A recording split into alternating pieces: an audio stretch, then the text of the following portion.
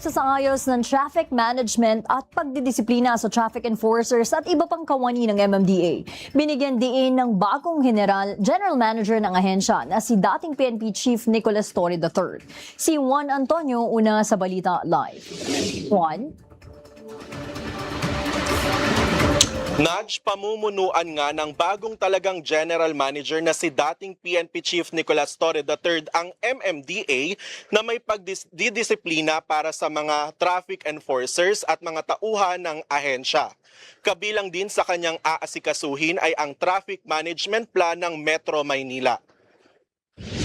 Sa pagharap ngayong umaga sa media, inanunsyo ni MMDA Chairman Attorney Don Artes na hahawakan ni Torre ang traffic management upang masiguro na maayos at disiplinado ang kanilang hanay.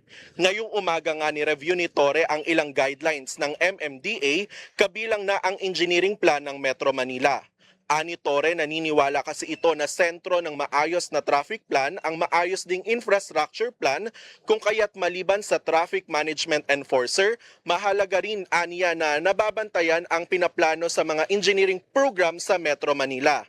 Tututukan din ng bagong General Manager ng MMDA ang environment ng Kalakhang, Maynila na nakakaapekto rin sa traffic. Samantala, inanunsyo rin ng MMDA na magpapatuloy ang kanilang EDSA rehabilitation mamayang alas 10 ng gabi at matatapos yan pagsapit ng alas 4 ng umaga kinabukasan.